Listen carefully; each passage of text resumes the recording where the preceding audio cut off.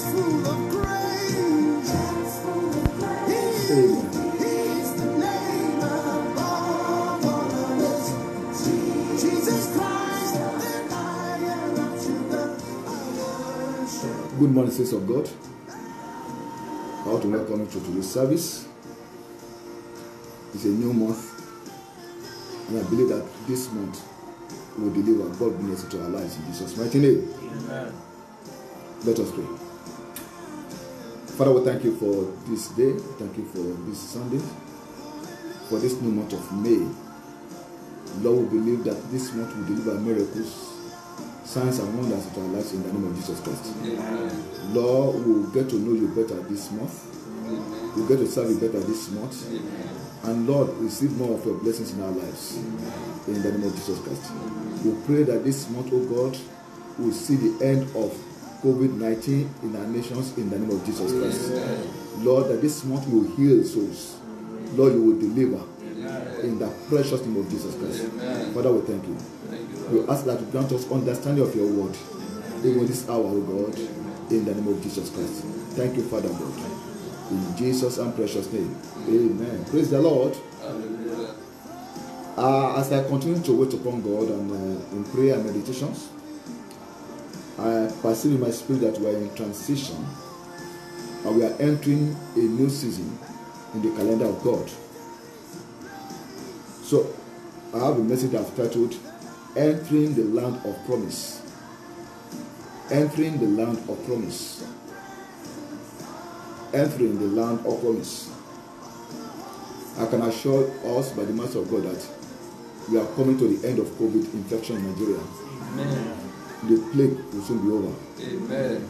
And there will be life, glorious life after this experience. In the name of the Lord Jesus Christ. Amen.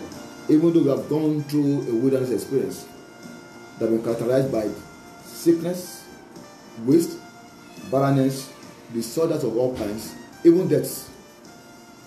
But by the mercy of God, we are coming out glorious in Jesus' name. Amen.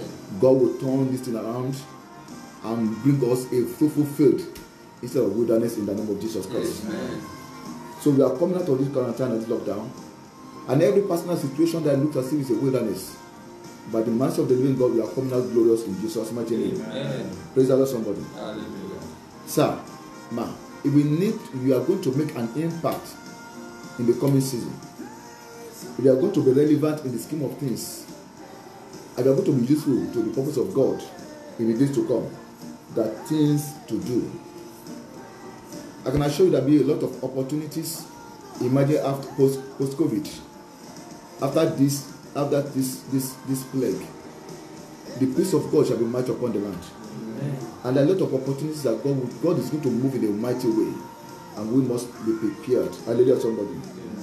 And there are things we need to learn to do to step into the divine purpose of God. Amen, somebody. Amen. To be acceptable, there are things we need to learn to do. There's a big thing around the corner. There's a mighty revelation of God coming, and we need to be completely prepared, even in the name of the Lord Jesus Christ. Sir, the fact that you are experiencing manifold blessings of God, even miracles, does not mean that you are really ready for the next big thing. You must be ready for the next big thing. Amen, somebody.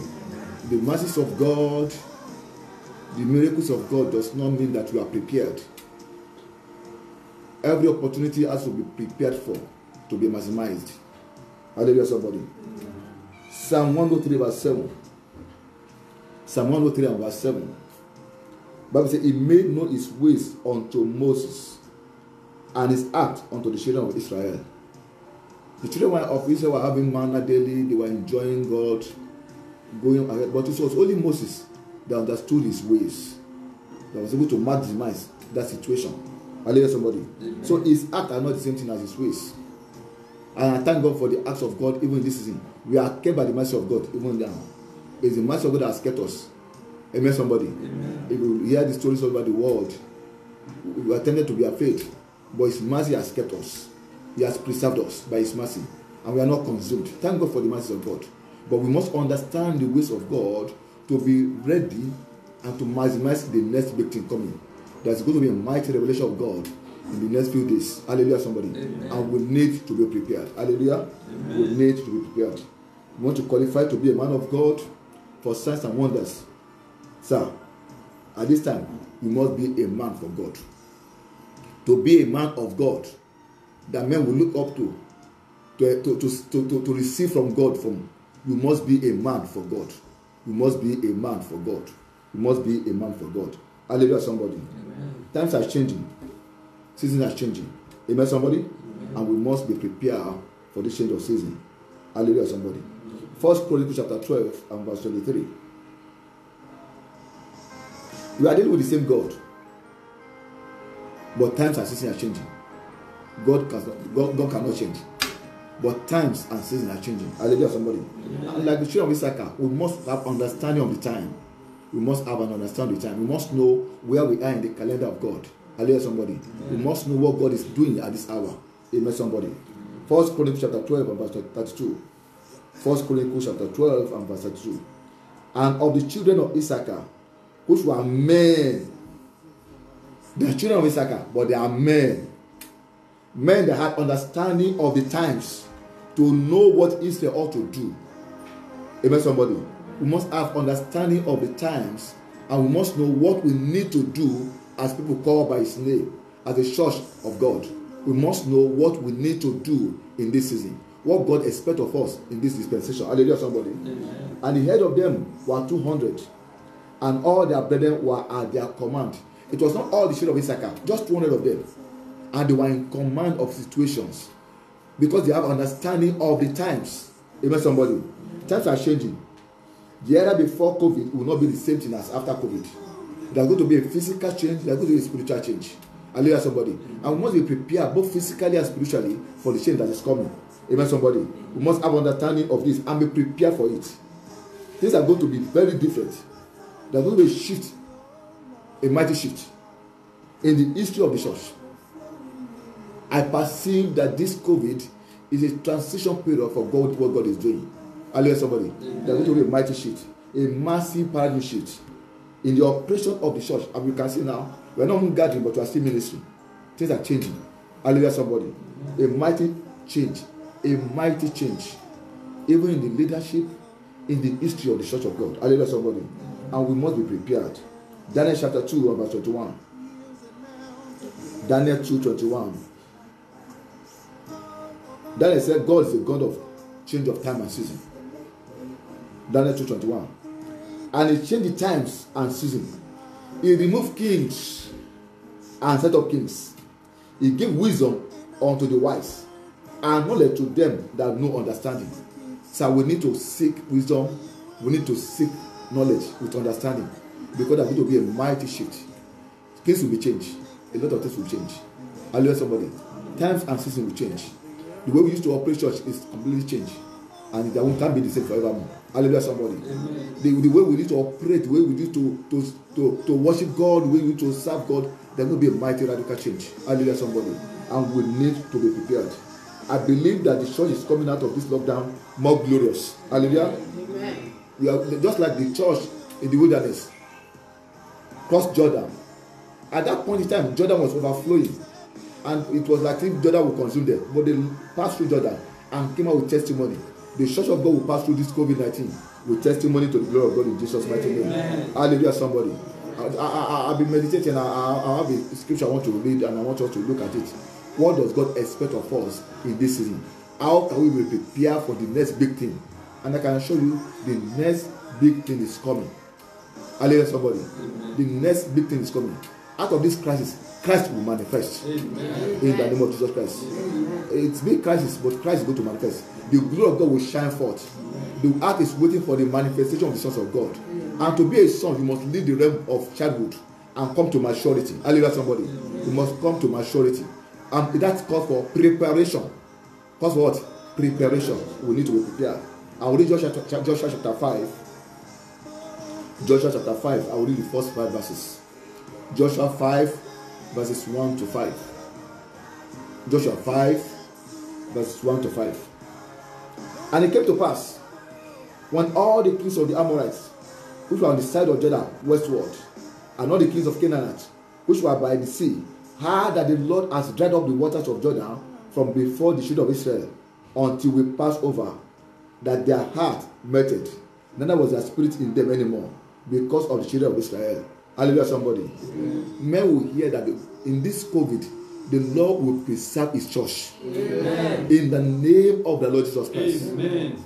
After COVID, there will be none lost. Amen. In the name of the Lord Jesus Christ. Amen. The mercy of God, the blood of the Lamb will preserve us. Amen. The Bible says we are carried by the power of God unto salvation. The Lord will keep us. Amen. Nobody will get missing in your family. Amen. In the precious name of the Lord Jesus Christ. Amen. And verse 2. Joshua 5 verse 2.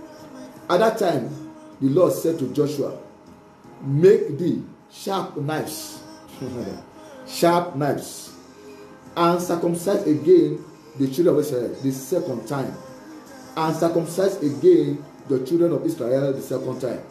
And Joshua made him sharp knives, and circumcised the children of Israel at the heel of the foreskin. And this is the cause why Joshua did circumcise all the people that came out of Egypt, that were males, even all the men of war, died in the wilderness, by the way, after they came out of Egypt. Now all the people that came out were circumcised, but all the people that were born in the wilderness, by the way, as they came forth out of the Egypt, they had not circumcised. All the people that had the first circumcision as passed on. And all for 40 years, all the ones that were born in the wilderness, that grew up, they ate manna, they saw the glory of God, they saw the power of God, but they were not circumcised. And God was saying to Joshua, circumcise the children of Israel again. To enter the promised land, you need to be circumcised. Hallelujah, somebody. Amen. To maximize the next victim, you need to be circumcised. Hallelujah, somebody. You need to be circumcised. We need to know. We need now to be circumcised again. If we are to live the realm of waiting on God for manna on a daily basis, and we want to move to the dimension of multiplying the fishes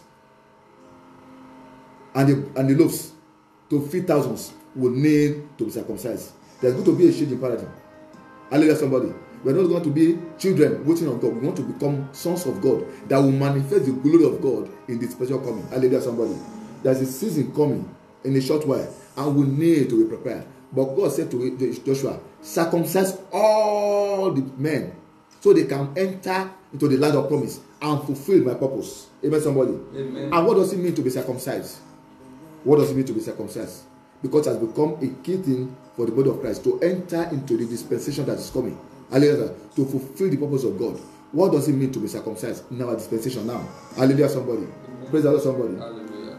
Genesis chapter 17 and verse 11. We will see some dimension of the definition or implication of the word circumcision. Amen, somebody. Joshua 17 verse 11. Genesis 17 verse 11. And you shall circumcise the flesh of your foreskin, and shall be a token of the covenant between me and you. And you shall circumcise the foreskin, and shall be a token of the covenant between me and you. Circumcision is a token of the covenant of God. Hallelujah, somebody. We need to have understanding of the covenant. In the season we are coming to, we cannot do things by ourselves. Hallelujah, somebody. We need the power of God to be manifested through us. And until we enter a covenant agreement with God, we cannot display the glory of God. Amen, somebody. So God is saying, be circumcised. Let there be a reactivation of the covenant. Amen, somebody. Amen. Let there be a reactivation of the covenant. If you look downward in that Joshua chapter 5, Israel was going to pass through Jericho. But Jericho was a strong city, completely shut. But because of the circumcision and because of the covenant, the captain of hosts came even before Joshua, even to give to them a very sure victory.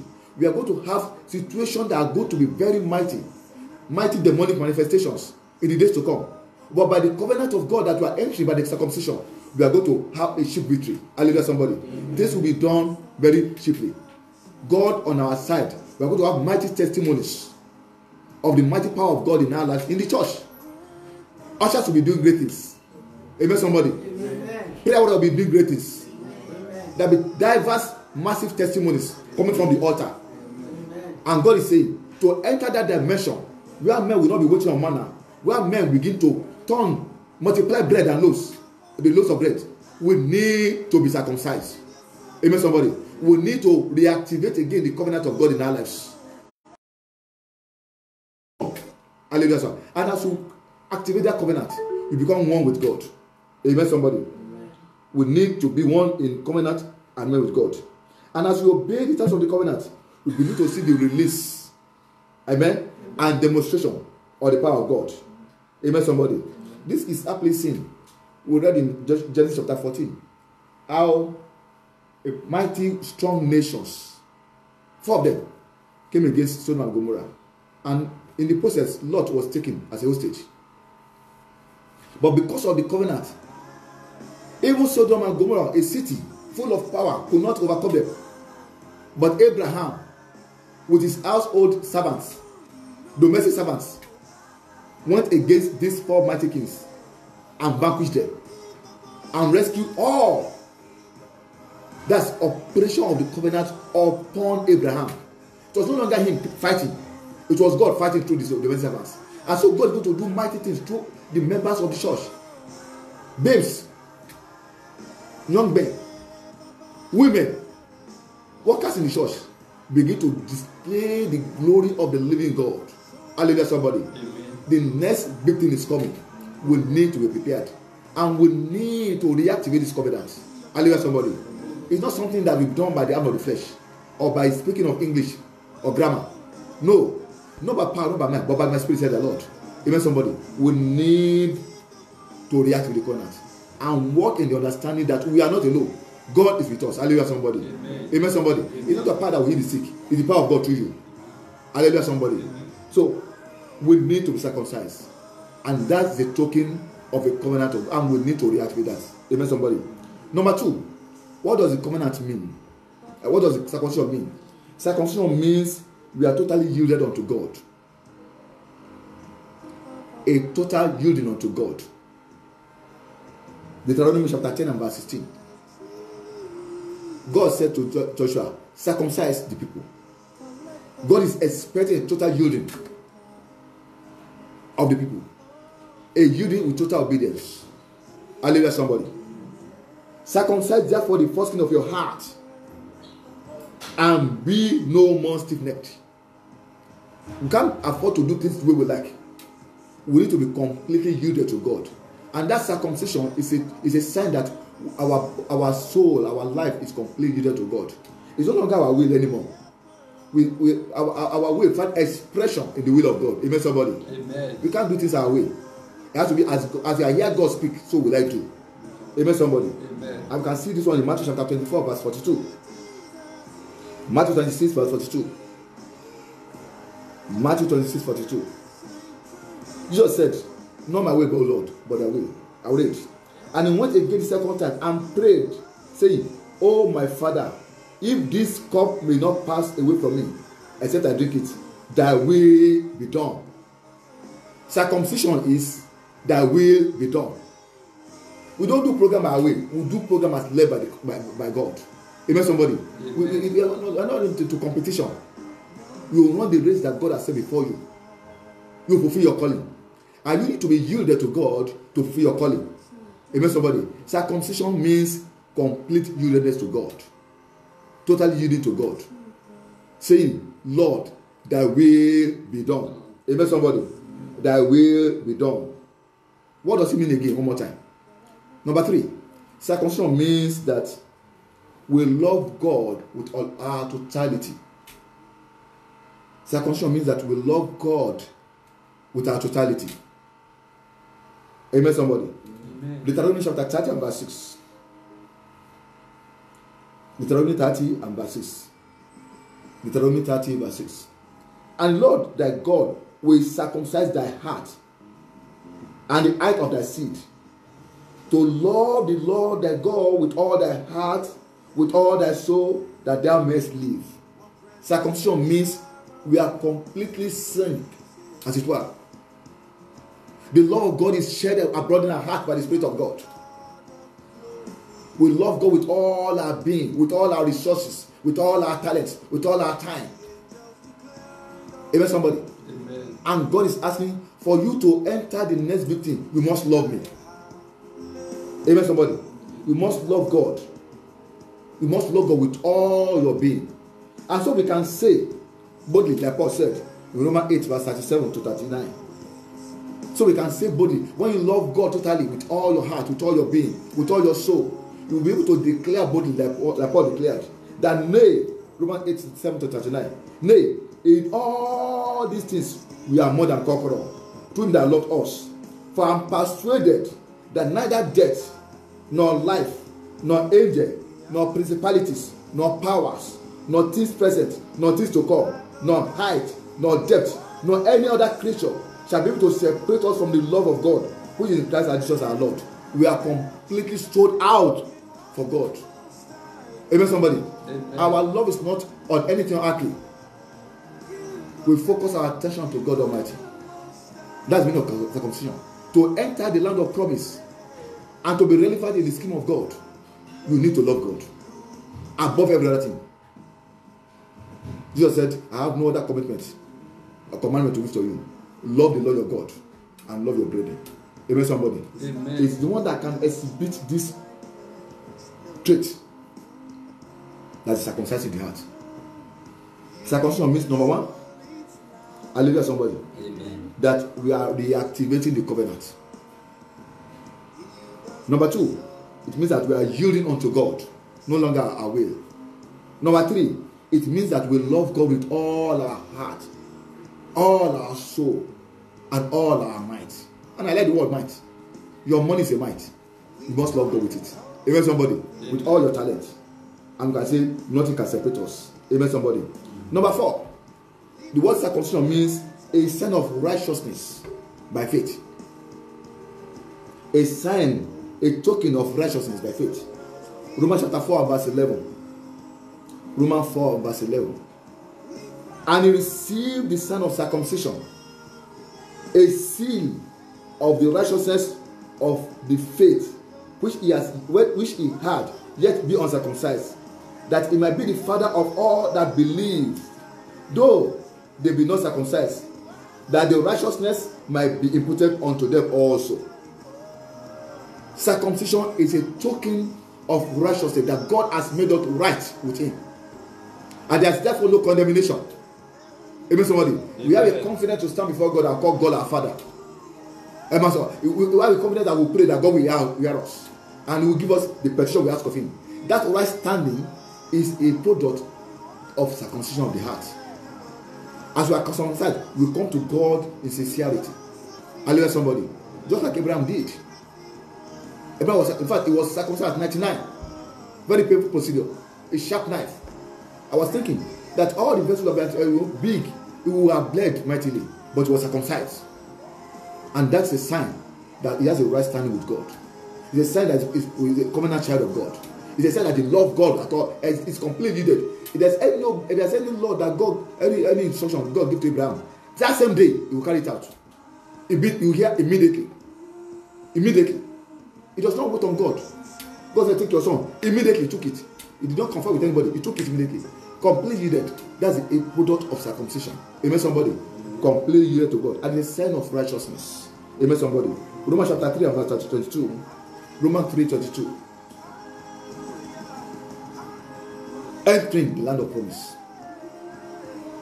Romans 3:22. Even the righteousness of God, which is by faith of Jesus Christ, unto all and upon all that believe, for there is no difference. The righteous, the pastor is as righteous as the usher. Amen, somebody. All the righteousness of God by faith upon all. Upon all. Once you are circumcising your heart, amen, somebody, you are yielded to God. You have a right stand with God. Amen, somebody. And when you pray, you know you hear the truth. Amen. What does it mean one more time? Circumcision means putting off the body of sins. It's a radical departure from iniquity. We cannot live the way we used to live before. Amen, somebody. Circumcision that means that you are changed. You are no longer living a carnal life. Colossians chapter 2 and verse 11. Colossians 2:11. Putting off the body of sin. Radical departure from sin and iniquity and lawlessness. Amen, somebody. Amen. Colossians 2:11. In whom also ye are circumcised with the circumcision made without hands, in putting off the body of sins of the flesh by the circumcision of Christ.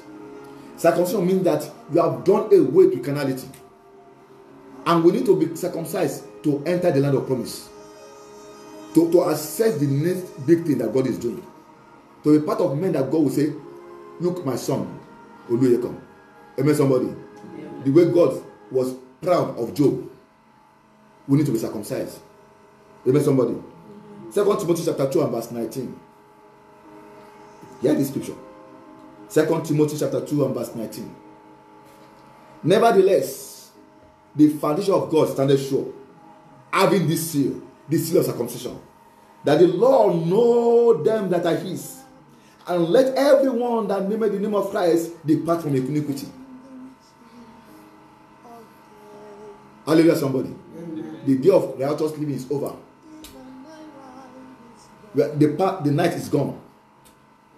Amen, somebody. We are coming to the day that will reveal the glory of God in the church. We are coming to the manifestation of the sons of God. Men that will walk among men like God. Hallelujah, somebody. Amen. That the glory of Christ can be seen even in the church. So it can be said concerning you and me. Amen. Hebrews chapter 1 verse 9. Circumcision means radical departure from sin. So it can be said concerning you and me that thou love righteousness and you hate iniquity. Therefore God, even our God, has anointed you with oil of gladness above their fellow. Sir, the anointing will not be on the carnal, will not be on the uncircumcised. The anointing of God, the joy of God will be upon the circumcised. Men that love righteousness, that hate iniquity. Amen, somebody. Amen.